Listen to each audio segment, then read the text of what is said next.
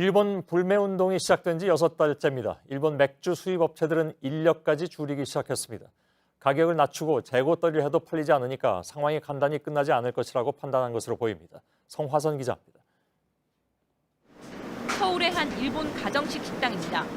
불매운동 전에는 일본 맥주가 인기였지만 이제는 찾아볼 수 없습니다. 불매운동 시작되고 2주 정도 후에 일본 맥주에서 유럽 맥주로 바뀌게 됐습니다.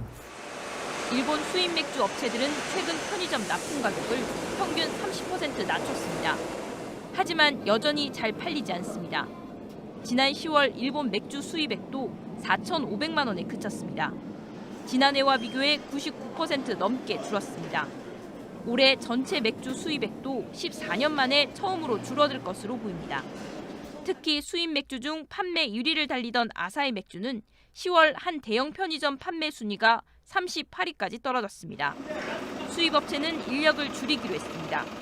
조만간 계약이 끝나는 직원들과 계약을 연장하지 않기로 했습니다. 일감이 떨어진 직원들에게 무급 휴가를 주는 업체도 있습니다. 불매운동이 단기간에 끝나지 않을 것이라 판단한 겁니다. 편의점이나 대형마트 쪽은 되살아날 기미는 안 보인다. 당분간은 조금 이런 현상이 계속될 것 같다. JTBC 성화선입니다. 요즘 일본 담배 매출이 뚝 떨어지면서 일본 담배 회사 JTI가 가지고 있던 KT&G의 지분마저 팔았습니다. 불매운동이 계속되면서 일본이 수출을 많이 하는 나라의 순위도 바뀌었습니다. 14년 만에 처음으로 우리나라가 4위로 밀려났습니다. 이세누리 기자입니다. 메비우스, 옛 이름 마일드7 담배로 유명한 일본 JTI가 최근 KT&G 지분 2%를 2,700억 원에 팔았습니다. 일본 NHK는 한국 시장에서 판매가 침체했기 때문이라고 보도했습니다. 일본 본사는 한일 관계가 악화해서 그런 것은 아니라고 선을 그었습니다. JTI는 1999년 KT&G 지분을 사들여 우리나라에서 판매하는 담배 생산을 맡겼습니다. 하지만 불매운동이 거세지면서 국내 시장 점유율이 6% 안팎까지 줄었습니다. 일본 담배 수입액도 매달 90%가량 뚝뚝 떨어졌습니다. 불매운동은 일본 수출 지형도 바꿨습니다. 한국무역협회에 따르면 지난 10월 일본의 수출국 중 우리나라가 3위에서 4위가 됐습니다. 우리나라 순위가 떨어진 건 2005년 이후 14년 만입니다. 일본 전체 수출에서 한국이 차지하는 비중도 5.8%로 쪼그라들었습니다. 18년 만에 처음으로 6%를 밑돈 겁니다. 한일 양국은 오늘 16일 3년 만에 수출 정책 대화를 합니다. 하지만 한일 관계가 예전처럼 돌아가기는 당분간 쉽지 않을 것으로 보입니다. JTBC 이세누리입니다. 일본 정부가 내년에 유치하겠다고 하는 관광객 수는 무려 4천만 명입니다. 그러나 벌써부터 이 목표는 물 건너갔다는 소리가 나오고 있습니다. 전체 2위를 차지하던 한국 관광객이 뚝 떨어졌기 때문입니다. 이러다 보니 관광정책을 책임지는 스가 관방장관이 못 먹는 술까지 마셔가면서 관광지 홍보에 열을 올리고 있는데 글쎄요, 스가가 못 먹는 술을 마신다고 관광객 수가 늘 것 같지는 않습니다. 윤서령 특파원입니다. 스가 관방장관은 체질에 맞지 않아 술을 입에도 대지 않습니다. 이러다 보니 북한의 미사일 발사나 지진 같은 때 24시간 대기하며 정부 대변인 역할을 수행해 아베 총리의 신임을 한껏 받고 있습니다. 그런데 그런 스가 장관이 최근 양조장에서 술을 마시는 사진을 공개했습니다. 일본 전통주인 니혼슈를 홍보하기 위해 평소 완전히 멀리하던 술잔을 든 겁니다. 이런 모습에 일본 언론들도 매우 드문 일이라는 보도를 내놨습니다. 스가 장관이 이렇게까지 할 수밖에 없는 건 그가 관광전략실행 추진회의의 의장이기 때문입니다. 2020년까지 외국인 관광객 4천만 명을 유치하겠다는 아베 내각의 목표를 총지휘하는 입장인 겁니다. 사실 지난해 관광객 3,100만 명을 불러들이면서 스가 장관의 목표 달성은 어렵지 않아 보였습니다. 하지만 일본 정부가 올 여름 화를 자초했습니다. 한국에 대한 수출 규제를 하는 바람에 한국인 관광객들이 발길이 끊어지면서 전체 관광객 수가 떨어진 겁니다. 일본을 찾는 관광객 중 2위였던 한국인 관광객 수는 지난 10월 65.5%나 줄어든 상태입니다. 중국, 대만이나 유럽 국가들에도 관광객들이 몰려오고 있다며 호언장담하고 있지만 관광업 의존도가 높은 지방에서는 불만이 터져나옵니다. 이대로라면 4천만 명 유치 계획은 불가능하지만 아베 정부는 아직 목표를 수정하지 않고 있습니다. 홍보에 열을 올리면서도 한국의 노제 뺀 운동 영향력은 인정하고 싶지 않은 겁니다. 도쿄에서 JTBC 윤선영입니다. 일본의 수출 규제에 반발해서 우리 국민들이 불매운동을 한 지도 벌써 6개월째입니다. 수출 성적표를 뽑아봤더니 일본이 본 손해, 우리의 2배였는데요. 이런 가운데 한일 양국은 내일 국장급 대화를 시작합니다. 이주찬 기자입니다. 한일 수출 성적표를 보면 일본의 감소폭이 훨씬 큽니다. 올해 7월에서 10월 일본이 한국으로 수출한 금액은 150억 1천만 달러로 지난해 같은 기간보다 14% 줄었습니다. 반면 한국이 일본으로 수출한 금액은 94억 8천만 달러로 7% 줄어드는 데 그쳤습니다. 일본은 지난 7월부터 우리나라의 반도체 핵심 소재 수출을 찔끔찔끔 허가하고 있습니다. 액체 불화수소의 경우 규제 조치 넉 달 만인 지난달에야 허가를 내주기도 했습니다. 우리 기업과 정부가 일본을 대신할 다른 수입처를 찾고 국산화도 서두르면서 생산에 큰 차질은 없는 상황입니다. 하지만 문제가 장기화할 경우에는 기업에 부담이 될 수밖에 없습니다. 한일 양국은 내일 도쿄에서 이 문제와 관련해 국장급 대화를 합니다. 2016년 국장급 회의를 한 지 3년 반 만입니다. 우리 정부는 앞서 군사정보보호협정, 지소미아를 조건부로 연장했습니다. 한일 정상회담을 앞두고 국장급 대화에서 얼마나 논의가 진전될지 주목됩니다. JTBC 이주찬입니다. 일본의 수출 규제가 이렇게 일부나마 풀리기 시작하면서 우리 반도체 기업들은 일단 한숨을 돌리는 모습입니다. 다만 메모리 반도체의 핵심 소재인 불화수소 등은 규제가 여전합니다. 긴장을 늦출 수 없다는 반응입니다. 정재우 기자입니다. 포토레지스트는 우리 기업들의 차세대 먹거리인 시스템 반도체를 생산할 때 쓰입니다. 국내에선 삼성전자와 SK하이닉스가 수입해왔습니다. 일본산의 비중은 88%에 달할 정도로 압도적입니다. 수출 규제가 시작되자 우리 기업들은 유럽 등 백방으로 수입처를 찾아 나서기도 했습니다. 규제가 일단 풀리면서 국내 기업들도 한숨을 돌리는 분위기입니다. 문제는 불화수소, 플루오린 폴리이미드 등 다른 핵심 소재들입니다. 지금까지 일본이 개별 허가를 내줬던 건 모두 12건, 그중에 포토레지스트가 6건입니다. 지난달 마지막으로 액체 불화수소의 수출이 허가됐는데 이대로 허가가 계속 날 경우엔 다른 품목들도 차츰 규제가 풀릴 가능성이 있습니다. 다만 개별 허가를 언제, 어느 정도로 내줄지는 여전히 일본 정부의 손에 달려 있습니다.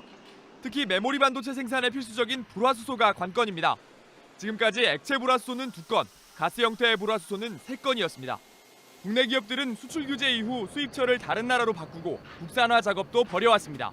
수출 규제가 일부 풀렸지만 불확실성은 여전한 만큼 국산화 등은 계속 추진하겠다는 입장입니다. JTBC 정재우입니다. 시청자 여러분, JTBC 뉴스룸을 시작하겠습니다. 문재인 대통령과 아베 신조 일본 총리가 오늘 중국 청두에서 정상회담을 가졌습니다. 두 정상의 정식 회담은 1년 3개월 만입니다. 지난 여름에 일본의 수출 규제 이후에 두 나라의 갈등이 심했는데 두 사람은 일단 대화를 통해서 문제를 해결하자는 데 공감했습니다. 물론 수출 규제나 강제징용 문제 등 현안에서는 구체적으로 입장 차이를 좁히지 못했습니다. 안의근 기자의 보도를 먼저 보시겠습니다. 두 정상이 강조한 건 솔직한 대화입니다. 양국 간 현안을 해결하려면 직접 만나서 솔직한 대화를 나누는 것이 가장 큰 힘이라고 생각합니다. 今日は率直な意見交換を行いたいと思います。 30분 예정된 회담이었지만 15분 더 만났습니다. 수출 규제 문제에 대한 아베 총리 입장은 다소 누그러졌지만 명쾌한 답은 듣기 어려웠습니다. 아베 총리는 3년 반 만에 수출 관리 정책 대화가 매우 유익하게 진행되었다고 들었다며 앞으로도 수출 당국 간 대화를 통해 문제를 풀어나가자고. 강제징용 문제를 놓고도 두 정상의 입장은 달라지지 않았습니다. 다만 두 정상은 서로가 중요한 이웃이기 때문에 대화를 통한 문제 해결 필요성에는 공감했습니다. 잠시 불편한 일이셔도 결코 멀어질 수 없는 사이입니다. 문 대통령은 오전에는 리커창 중국 총리, 아베 총리와 함께 한중일 정상회의에도 참석했습니다. 다음 한중일 정상회의는 한국에서 열립니다. 중국 청두에서 JTBC 안의근입니다. 어제 한일 정상회담에서도 당장 수출 규제를 풀 해법은 나오지 않아서 일단 문제가 해를 넘기게 됐습니다. 다만 처음에 걱정했던 것과 달리 우리 업체들이 피해를 본 건 없었고 국산화 속도도 빨라지고 있습니다. 이희정 기자입니다. 수출 규제가 시작될 당시 가장 우려가 컸던 품목은 고순도 불화수소였습니다. 일본산 의존도가 큰 데다 재고도 많지 않았기 때문입니다. 하지만 아직까지 생산 차질은 일어나지 않았습니다. 서둘러 대만과 중국 등에서 재고품을 확보하고 대체 수입처도 찾으면서입니다. 국산화 작업도 예상보다 빠르게 진척됐습니다. 삼성전자는 규제 2달 만인 9월부터 국산 불화수소를 일부 공정에 투입했습니다. 불화수소 생산업체인 솔브레인도 공장을 서둘러 증설한 뒤 납품 물량을 늘리고 있습니다. 이어 SK하이닉스는 10월 또 다른 국내 업체에서 불화수소를 받아 생산 현장에 투입했습니다.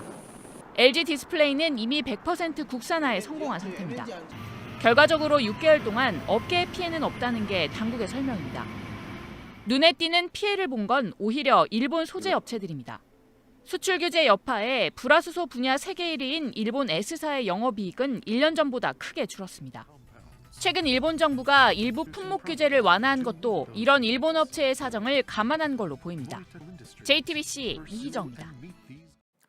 한중일 정상회의는 이틀 전에 막을 내렸지만 일본 언론은 관련 기사들을 계속 보도하고 있습니다. 그런데 특히 눈에 많이 띄는 것은 중국 정부가 준비했던 정상의전 관련 기사들입니다. 이런 기사들에는 문재인 대통령과 아베 총리가 중국에서 받은 대우를 비교하는 경우가 많은데 이를 통해서 중국의 한국 홀대론을 확산시키려는 의도가 보입니다. 윤세민아 기자입니다. 중국이 아베 총리를 후하게 대접했다. 오늘자 일본 요미우리 신문 기사 제목입니다. 리커창 총리가 아베 총리를 안내해 2장엔을 시찰한 걸 두고 손님 접대를 제대로 받았다고 주장한 겁니다. 그런데 더 눈길을 끄는 건 문재인 대통령과의 비교입니다. 신문은 표까지 만들어 시진핑 주석이 아베 총리와는 만찬을 했지만 문 대통령과는 오찬을 했을 뿐이라고 강조했습니다. 외교 관례상 만찬은 속마음을 주고받을 수 있는 대화의 장이라는 분석까지 덧붙여서입니다. 지지통신도 리커창 총리가 아베 총리에겐 예를 다했다고 주장하면서 문 대통령에 대한 무뚝뚝함과는 대조적이라고 보도했습니다. 일본 언론의 이런 보도는 3국 정상회의가 열리기도 전인 지난 23일부터 시작됐습니다. 모두 한중 관계의 틈을 벌려 동북아 3국에서 일본의 입지를 넓히려는 의도로 보입니다. 중국명 랴오이다오 열도를 놓고 일본과 영토 분쟁 중인 중국이 이런다고 일본과 밀착하긴 힘든 상황. 하지만 일본 언론들은 중국이 일본과 관계를 강화해 미국을 견제하려 한다며 자신들의 외교적 몸값을 높게 매기고 있습니다. JTBC 윤세민입니다. 일본이 이런 태도를 보이는 한 우리 국민의 노재팬 운동은 계속될 수밖에 없어 보이죠. 최근에 한일 언론인 모임이 일본의 관광업 종사자를 초청해서 한국 관광객 감소가 어떤 영향을 끼쳤는지 직접 들어본 바가 있었습니다.